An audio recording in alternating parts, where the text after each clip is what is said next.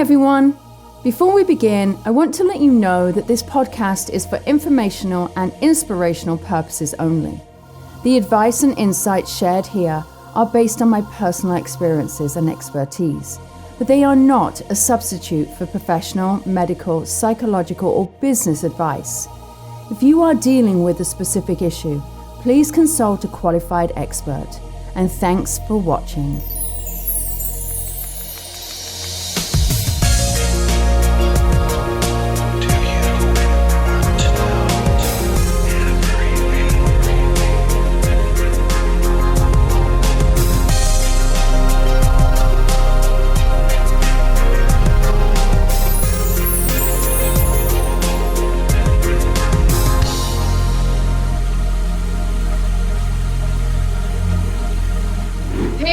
And welcome to Hope, Healing and Transformation. My name is Lisa Williams. I am your host today. I'm a psychic medium, a spiritual wellness expert.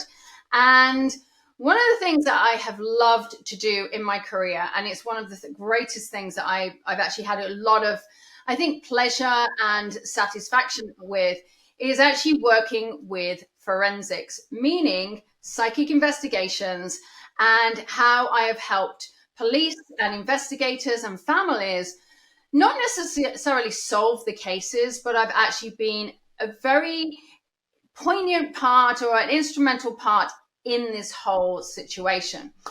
And over this time, you start getting to know people. You start getting to know law enforcement. You start getting to know different agencies. And I have a dear friend of mine, and we were chatting the other day, and I went, come on my podcast, because I feel like people need to understand how we are used. And what this does is it kind of gives it some form of, validity that this is utilized with real professionals. So I'm welcoming my friend, David Mancini, in. He's a private investigator. David, welcome to my show. Thank you for joining. Hey, how are you? I'm so good. I am so good. It's so good to see you. Likewise. You've been working as a PI for some time. How did you get into it? So I had this illustrious career in law enforcement with the Los Angeles County Sheriff's Department. And then somewhere along the line, I did the segue and realized that, I'm going to make a lot more money doing this privately than working for the government. I'm just going to be real with you. So it just kind of came naturally. And gosh, I've been doing PI work for over 25 years now. So wow. Oh my God. So this is something you obviously love and enjoy, and it's been a passion for you.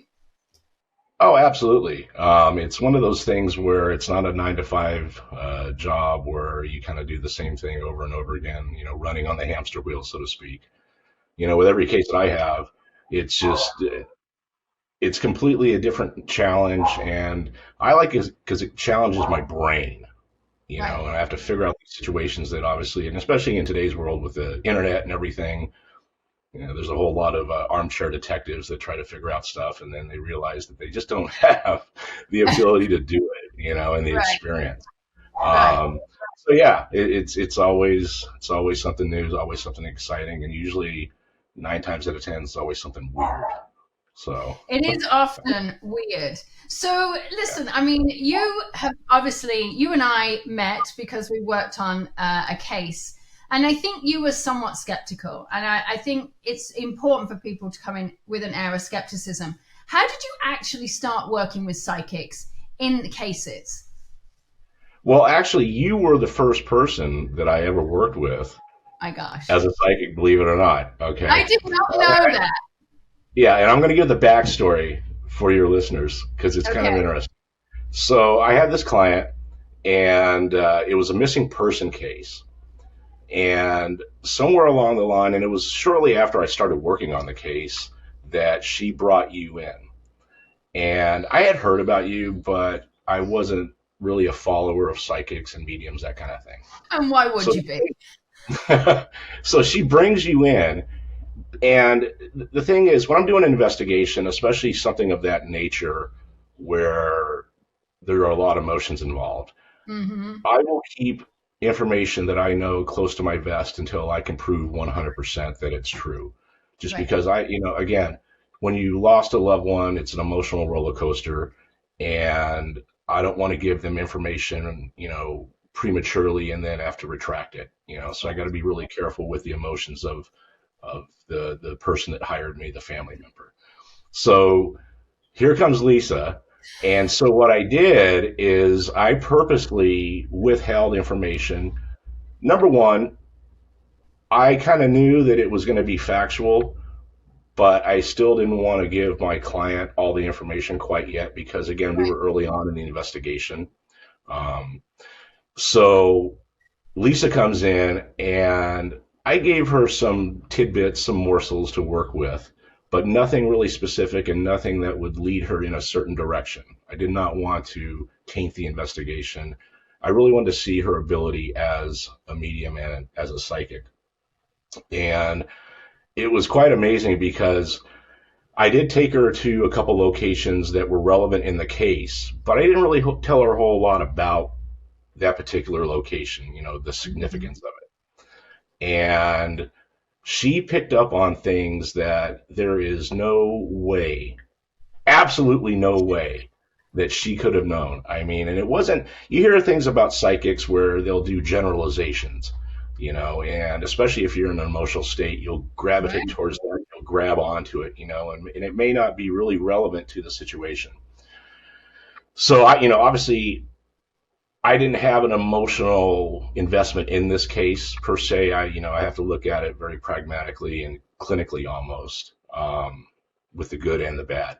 But yeah, Lisa comes in and she starts giving me information, and I was like 90% sure that some of the stuff was correct, but I didn't have that 10%. And by her coming in, not knowing about the case, not knowing the significance of the question that I asked her or where she took me, sold me right then. That right there legitimized everything. And I knew 100% that with Lisa, she was 100% accurate and the real deal. And you had asked me, had I worked with other psychics prior to, and I take that back. I actually had worked with a couple psychics that were very big during the early 2000s that were kind of household names if you were into the whole psychic medium thing. Right. But I didn't work with them in person. It was typically over the phone. So again, they were leading me into areas that I eventually determined was false and incorrect. So that's when I was sold on Lisa Williams and her authenticity as a psychic medium for sure. Oh my God, David, you're giving me this like glowing testimonial, and thank you. But I think your readers need, or your listeners need to know that, Lisa and I have this really unique friendship in the sense that we literally don't bullshit each other. I mean, I tell it like it is. She tells it like it is, whether it hurts my feelings or not. It doesn't matter. We're not here to pump each other up. I mean, seriously, and I don't have time for that in an investigation. And that was one of my concerns, is my client being so focused on the psychic medium versus the actual facts and evidence of a case. But the thing is, and what it made you and I work so well, is the things that you were feeling and seeing kind of melded into the actual evidence. So it legitimized everything. And I knew that, I wasn't wasting my time and going down rabbit holes that I shouldn't be going down. Yeah. Period. So it's interesting because that case, which was, it's kind of semi-high profile in a way, it was really interesting. So I remember meeting you, and I think I met you for 2 days. I think one day and then the following day.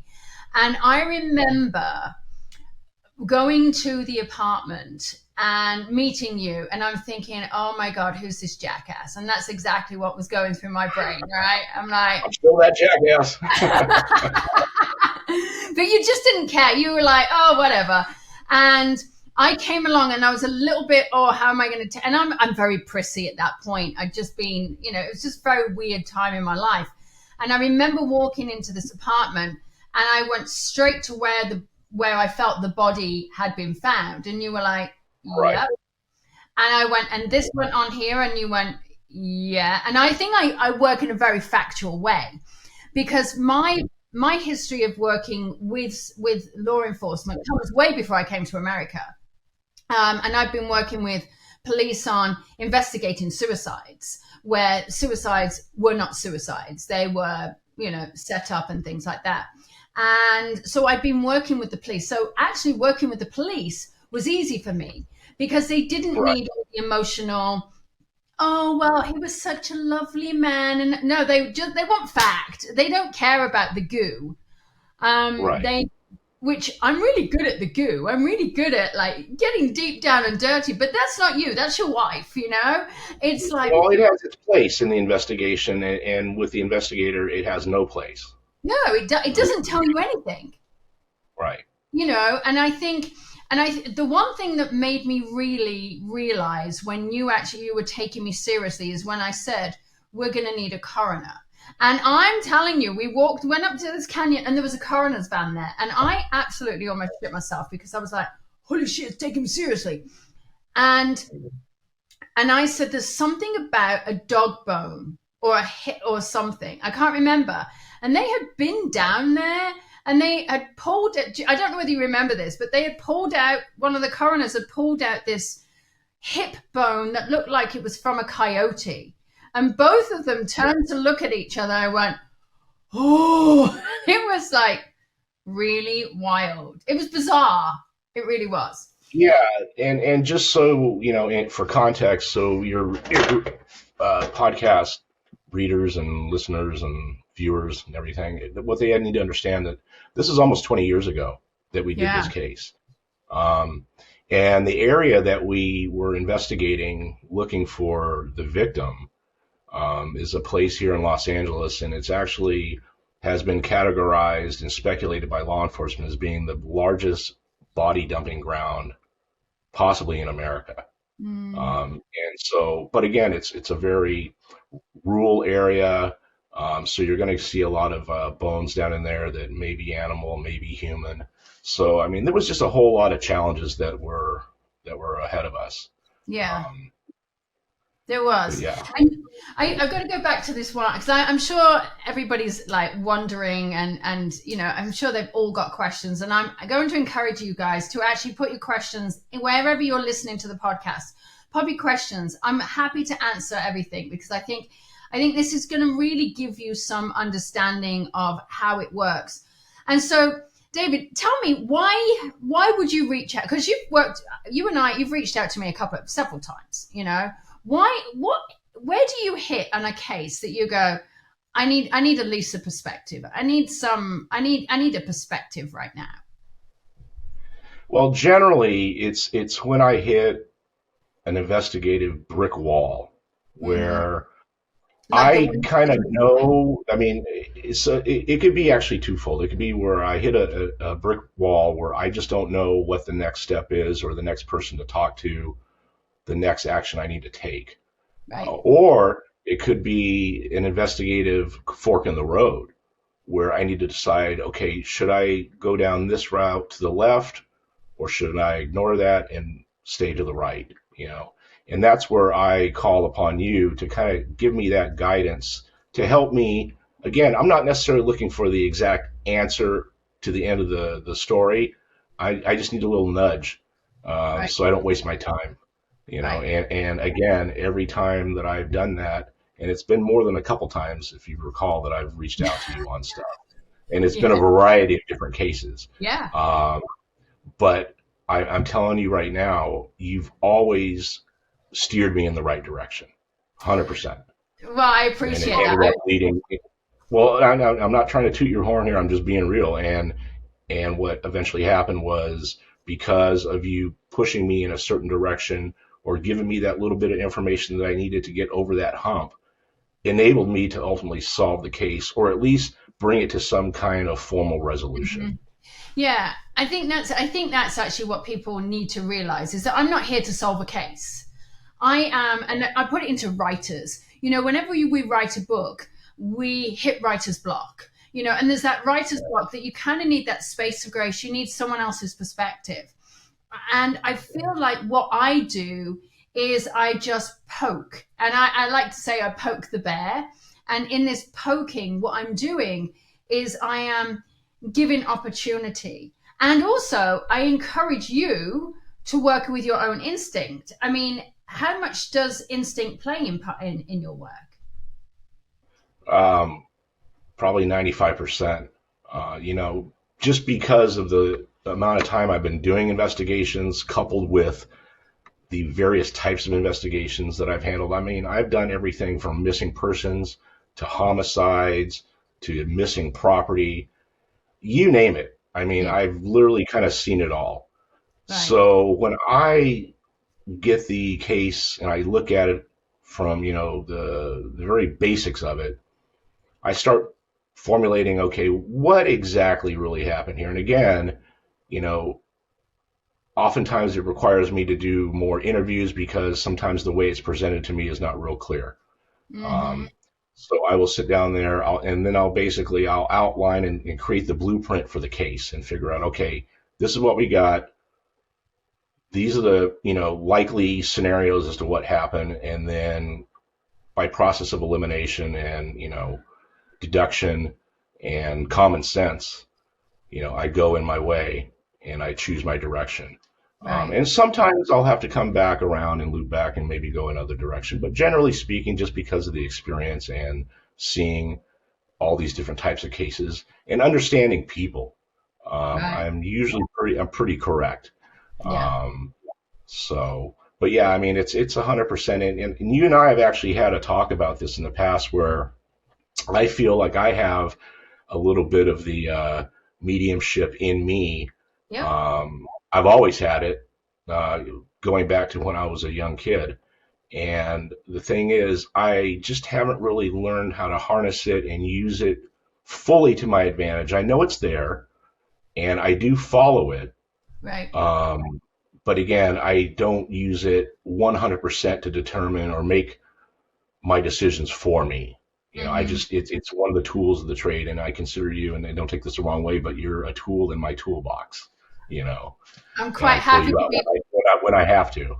I'm quite happy to be in your back pocket and you pull me out whenever I need to be. Because that's actually what is important. And, we've worked on many cases and there have been many times. And I think a lot of people need to realize this is that I'm not coming to some secret location. Often it's you and I sitting on the phone. We're both pulled up at a computer screen and you're like, check out this link, check out that link, go here. What did you feel here? What do you feel there? And sometimes we're sitting there like for 2 hours, we're sitting there in silence. I'm like, oh, David, guess what? I found this. And you're like, oh my God, I just found it. And it's actually really interesting. And Yeah, and I think that's how we built a relationship and a friendship yeah, because you and I have just sat for hours on the end of a phone working on different cases. And one specifically where I remember saying to you, David, is by water. And you were like, you mean I gotta go sit by the ocean? I'm like, I don't know, but you gotta go. Are you gonna find them by water? And you waited a whole day waiting by the ocean, but they're in water in a whole different state, Lisa. well, that's the thing, and people have to understand with the dynamic of our friendship is we are such smart asses to each other, but it's done in love, and that's kind of how, because the reality of it is most of these cases that I bring Lisa in on are cases that are pretty serious in nature. They can be considered dark, if you will. Mhm. And, we're human beings. And I don't think that you ever get over, dealing with these situations that are just traumatic for so many people. And you know Right. that the outcome is probably not going to be really good. So you kind of have to have that dark gallows humor with each other. And that's kind of how we get through this. Right. It's by no means making fun of the situation. It's about working together, but also keeping our sanity. Yeah. And I think there's a lot of people where, I wish that some people could see my day. I sit on my reading chair, I do readings, and there are some tragic stories. I mean, tragic, tragic, tragic stories. And then I literally have to, and then you'll find another story straight after that will be so hilarious. And I'll be like, you know, I won't say I'll be making fun of the spirit, but I'll be with my client and we'll be having fun with the spirit. And I think Right. people think that it has to be so dark and has to be so negative but actually, for me, I've been working as a medium for well over 30 years now. You've been doing your work for a long time. If you don't have that side and you can't find humor in it. I know, you know, my husband, Chris, and you and he are like, you know, they're very similar characters. It's like, I need that, because otherwise the heaviness of the work can absolutely pull you down, you Yeah, you know? have to have that balance, and the way that I would describe to people, especially more so in law enforcement, because with doing private investigations, I get to pick and choose my cases, where in law enforcement, you don't get to pick and choose your call. You have to Mm-hmm. go and you have to respond. You have to take care of business. And I used to tell people, especially younger officers, I would literally visualize a box or a wall of lockers. And depending on what happened that day, I would literally take that situation, because a lot of these situations, you can't unring that bell. You can't unsee what you just saw. Right. And I would tell them, put them, literally do like a physical thing where you take it out of your soul, out of your body, put it in this locker and lock it up. Now, that doesn't mean that that locker is not going to be open at some point during your life, and it probably I'm sorry, it'll probably happen during a time that you're least expecting it.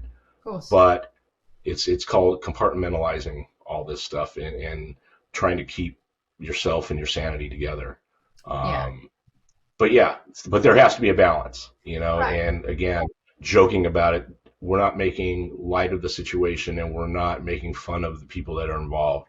It's just a coping mechanism that we have to use as the people doing the investigation to keep our sanity, because You we're know, just people too.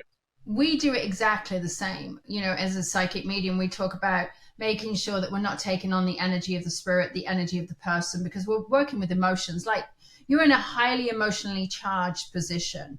And while you're dealing with data and facts, and everything is fact, fact, fact, and you need to find some form of data to get to the result, we're dealing with emotion. And when we get data and fact, data and emotion coming together, then we get, almost can have this explosive experience, and it's heightened. And so this Right. protection, you're talking about a wall of lockers, I talk about a glass cube. I think it's really Right. important for, we have to put ourselves first. um, Right. but then there's also those times, and I've experienced it, where you are absolutely adamant. Listen, I remember seeing coordinates, and I'm giving coordinates, and I'm absolutely adamant that they need to go back to those coordinates, and they didn't want to go back to those coordinates for this missing person, because it was a day and a half before. He would have been there a day and a half before, and there was no Right. rhyme nor reason. But I just was so, like, sure of it that they actually were going to pay for me to go to that location. I'm like, you ain't going to get me hiking that. But it Right. wasn't, at that point, I wouldn't have been able to find the body. It had been so long. And situations like that, where you don't have closure, you personally, the family is one person, but then there's also the lack of closure for not only that, but it's the law enforcement, it's the PI, it's the psychic. How do you cope with not having the lack of closure? And how do you cope with saying, listen, I can't do any more with the case? Well, that's a good question. And it really my answer is going to kind of depend on, from what perspective. So with law enforcement, I think it's a little bit easier uh, to move on and go on to something else, because there's a constant influx of new investigations, whether it's new missing persons or what have you. It doesn't mean that it goes away out of your mind, but you have other things to really occupy your mind, and at some point, either yourself, if you're the investigator, or somebody else that picks up the case later on, they'll circle back around and they'll work on it. Now, as a private investigator, it's a little bit different, because, again, it's a much more personal uh, relationship between you and the client or the family. And oftentimes you just get to a point where, a multitude of things could occur, such as the budget wears out. They just don't have any money to continue. And again, I've done so much work on cases that I never got paid for, just because, out of my own curiosity, I wanted to get past it, because I didn't want this sitting in the back of my head.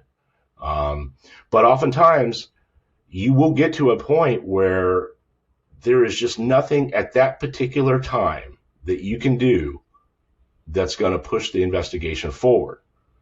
With that being said, the case that you and I originally met on, like I said, it was almost 20 years ago. I literally it was about 6 months, 8 months ago. I was in Reddit. I was reading something and I ran across a post that somebody had basically bared their soul and talked about the case, and they used terms and facts and things that nobody would have known unless they were directly involved or spoke to someone who was directly involved in that case. So that kind of reopened the situation, because sometimes, especially in his situation, it was unique in the sense that the people that were around the person that went missing, they knew what happened to him. They knew about his demise. But the problem was they didn't understand the law. Okay. And with that, it posed a big challenge to me, because they felt, and I understand why, but they felt that if they would take me up to a certain point with information, but they would never step their foot over and give it all to me. Okay.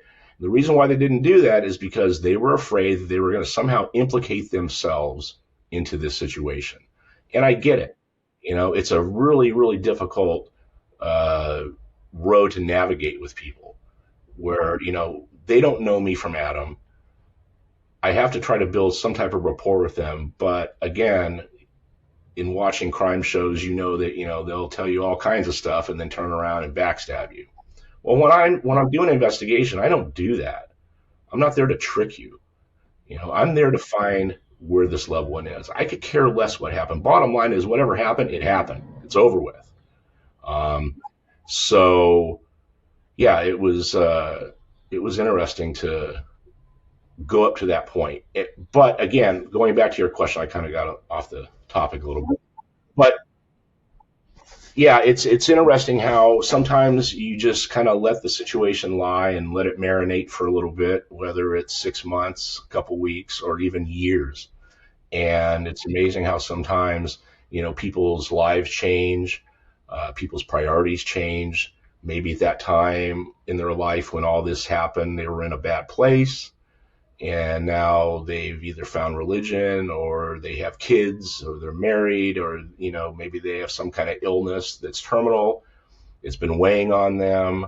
They know it's weighing on the family. And so all of a sudden, out of the blue, boom, you get a call, or you get information like I found.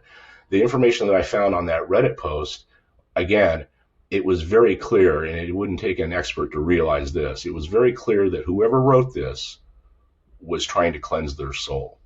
They were trying to get it off their back, period. Unfortunately, I tried to do some follow-up, and the way that they posted it, I don't think they were looking to have any type of dialogue about the situation. They just kind of threw out there what they knew.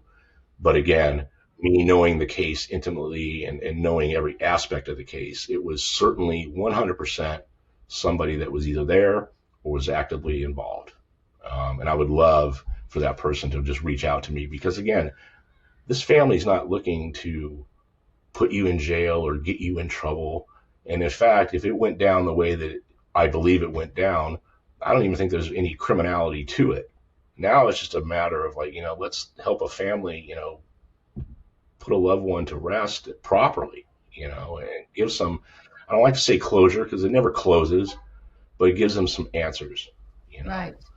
And I think that's important, actually, David, where people, they do think that they're going to get themselves into trouble, or they do think, but it's really now needing that understanding, that it's putting your heart to rest, knowing the answers.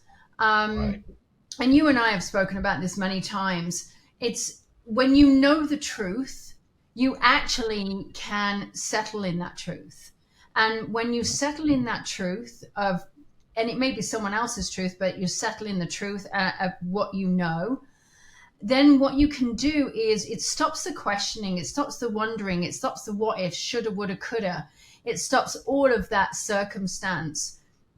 and it allows people to have that settling in the heart, which I think is what people are looking for, you know. Right. And ultimately, you know, and I'm just going to speak from my perspective here. People look at people who do what you do and they think, oh, you know, they're total badass. But you have to be one of the most caring and kindest guys I know, because you actually want to put your clients into a, you don't want to upset your clients. You want to bring closure or settle to them. You want to give them peace of mind. And you don't want people to live like that, because I feel as though you've seen so much of it. And so I'm just sort of like, you know, blowing your own trumpet here, because I just think it's important that people realize you're not the asshole that people, you know, see it. It's, you're actually the caring guy, you know? Yeah. And the thing is, yeah, again, you know, I mean, let's be real. I mean, when you get to the point, I don't care what the situation is, when you get to the point that you have to hire a guy like me to figure out the problem, okay, whether it's, you know, infidelity or whatever, you generally know what the outcome is going to be. You just kind of need some confirmation. So I'm not the good news bear that's coming, oh, everything's fine, I found him. You know, that's very, very rare. You know, there's always going to be probably a grim statement to you at the end, you know, about what happened. But ultimately, I think generally people, they are okay with dealing with that in the right context and the way it's delivered. Right. But ultimately, I think that people just have this quest and this thirst for knowledge. I mean, because I try to put myself in their position. And it's like, you know, if I lost somebody, just the agony of not knowing, I think that's what eats up people more than anything. Right. I mean, if I tell somebody, you know what, unfortunately, they passed away, here are the circumstances, I think that people generally can deal with that and cope with it a little bit better than not knowing. Right. I think that not knowing is the one thing that will put somebody in their grave eventually, just because of the worry and the stress. Well, as many of you guys who are listening know, I actually teach this. And some of my, I would guess, some of my biggest classes, I'm talking numbers wise, is always forensic mediumship. You know, so many people want to learn about forensic mediumship. And David, you and I have talked about maybe doing a course at one point. I don't know. Maybe that's something we should do. I don't know. Just throwing it out there. Yeah, you know what? I mean, with the right team, and I'm going to, you know, obviously call you and I a team because we are a team. We are. But, you know, you want to carry equal weight in the team situation or the friendship or whatever you want to call it. But you also have to be at the top of your game, because you need to depend on the other person and know that what they said is 100% what they're feeling. Basically, you need to work together in a way that it doesn't send people or send one person or the other down the wrong track. Right. You know, trust. A lot of trust. Having that trust. Yeah, definitely. But if I know, but again, though, with you and I, for example, you have to also, you know, factor this in. Again, if I know that you're sending me down a road it's not down there, Lisa, I promise you. I'm going to let you know. I'm not going to just patronize you. And you have. Right. And you have. I remember sitting at my kitchen table and I'm like, are you sure? And you're like, Lisa, I know that that's not where you were saying. And it was over, we were looking at wallpaper on an Instagram post. And I went, sure? And you went, absolutely. And then it was like, within, I don't know, 10 minutes, he went, look, see, this restaurant has the same wallpaper. We went, And again, I think that's where we have fun with it, where you can't take it, you can't actually have your ego bruised, because it's not that. You're both trying to get to the same resolution. Yeah, you got to have thick skin. And that's actually a kind of interesting case, just to show you the depth and the detail that we go to. So real quick, that was a missing persons case that I was working on. I was trying to find this individual. And I found a picture of him, and it was timestamped, so I knew that it was going to be within the time frame that, you know, he was probably going to be in that general area.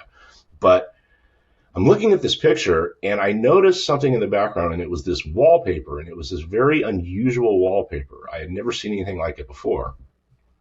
And I had a general idea as to where the guy was hanging out, but definitely not specific. I mean, it literally could have been anywhere in LA. But I remember I started looking up restaurants on Yelp. It was the weirdest thing. But again, you asked about intuition. It's like, I don't know what the hell told me to go to Yelp, but something told me to go to Yelp. And I did. And I'm looking, and I end up seeing this picture that somebody had taken in a restaurant. And I'm looking at it, and it had the same wallpaper. Mm-hmm. And I'm like, holy cow. And it's right in the general area where, again, I thought this individual might be hanging out, where we could possibly find him. So I zoomed in and did all kinds of stuff. I sent it to you, and I actually went out to the scene and saw the wallpaper myself, and we conclusively determined that he was sitting at a bar in this particular restaurant on this particular day, based on wallpaper that was confirmed on Yelp. It's weird stuff like that. I mean, that's how you solve cases. Okay. Wallpaper. I mean, seriously. Yeah. But it was so specific. And I never forget, I was sitting at my kitchen table in Lilydale, and I went, and it was late at night as well. It was like something like 10 o'clock. And you went, look at this. And that was one of those times that we were just sitting there forever and shooting the shit and bantering. And I'm like, oh boy, here it is. And it's awesome when you have that. And I think anybody who wants to get into this work, I really recommend that you find someone, you have someone that you can trust and someone that you can banter with, like I have you, to help you learn and to have support, because I think it's in that support and then that throwing of ideas out, so the magic happens. And it's in that space that's when the magic really does happen, for me anyway. Yeah. 100% for me as well. Yeah. It's crazy how, intuition coupled with follow up, and then, the universe or whatever you want to call it, putting you in the right direction. Right. Going back to the case, the missing person from, 20 years ago that you worked, there was a very specific location that I needed to find for a multitude of reasons. And I had a picture of the location, and it was essentially just a mountaintop hillside. And I knew, based upon the plants, about how high the elevation was there in the mountains. So what I did, and again, this photograph was taken by someone as they were driving their vehicle down this mountainous road. They just happened to snap a picture. Okay. So I took that picture, and I met with the Forest Service, who they handle all the forest fires up there, and they're very familiar with the Angeles Crest Forest. That's the place, by the way. It's up in northern LA County. So I took it to this old fireman, and he's all, you know what, I'll take a look at it, and I'll get back to you. I actually emailed it to him. That's how it happened. Right. He calls me 3 days later. He's all, come meet me. Meet me at this location. I'm going to drive you. He drove me up. And he showed me the picture, and he pointed out a tree on there. He's like, I planted that tree. Take a look at it. Hold your picture up. I held it up. It was the exact spot. And I don't know how many millions of acres Angeles Crest is. And he found it based upon this picture. But again, me finding the significance in that and then doing something with it. Right. Because generally speaking, anybody would have looked at that and they just, okay, well, that could be anywhere in the country. Yeah. He literally took me right there. Yeah, it's crazy. And that's the thing. I always say, if anybody's getting into forensics, certainly as a psychic and certainly as a medium, I always say it's the things that you need to look for. I remember helping someone solve a case, and it was a missing person case. And I said, you need to get the receipt from the sushi bar the night that this person went missing. She said, there's no sushi bar there. And I said, but the time that your daughter went missing, there was a sushi bar there. And she said, you're right, there was. And I went, he ate at that sushi bar. You need to get that receipt. And she's like, how? And I went, don't ask me how, but you need to. They found the owners who had just moved. And of course, they were keeping books. These owners were hoarders, and they kept all the receipts. And they got a tally of receipts from that one night, and they were able to trace it on the credit card. It's amazing, right? And you just don't, and it's that one random moment that you go, I know, as I drove past this little strip mall, which was now, I don't know, a laundromat or something, I went, that was a sushi bar. And that was how it happened. So it's those little nuances, those little tweaks, which I think is fascinating.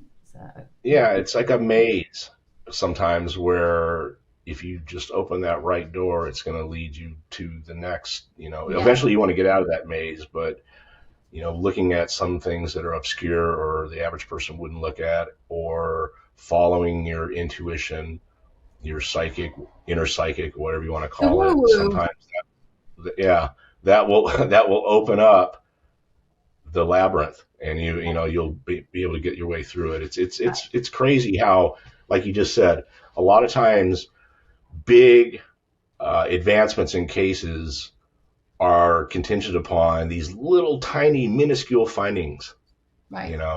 And it's that's one of the things that I just am passionate about doing, the work that I do. It's because of that kind of situation. It's a mind stimulating thing.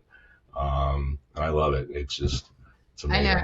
And you can tell I love it. So thank you for coming on and sharing this, because I feel like it's a topic that people don't really want to go into. And when they do, they don't know how to get started. And maybe it's something that you and I will do more of. In fact, you're coming to visit soon. So maybe it's a conversation that we have over breakfast or coffee or something. But I'm super excited. This is, thank you for sharing your story. Thank you for trusting me in this world. Well, of course, you're like family, but I really, though, I mean, again, I don't want anybody to feel like this is us self-promoting. No, this is something that if you have it in you, you really need to follow up on it. Mm-hmm. And I couldn't recommend anybody higher than Lisa. I mean, because she understands the whole mediumship thing, but she also understands the forensic type or forensic end of things, and how to solve crimes and how investigations work, and having those two attributes coupled together. I mean, it's a force to be reckoned with, in my opinion. Yeah. So. Well, I'll be honest with you. The funniest thing that happened on a thing for me was my husband is Army, active duty Army, as you know. Yep. And I remember calling him up one day at work and said, "Babe, do you know how to read a map?" And he said, "Do you know who I am?" I went, "Oh yeah, okay. I have a map that I need you to read." And it was, and it's having those people that you can help, and he often comes in now, and because in his story, he's obviously been in a variety of different situations, and I'll actually bring him in sometimes to talk to the students. And I think there's so many, they literally sit there with such like jaw opening, listening to stories. And so I think maybe it's something that you and I do at some point, that we create this little curriculum, or maybe we bring our own little psychics and mediums out into the world. So I don't know.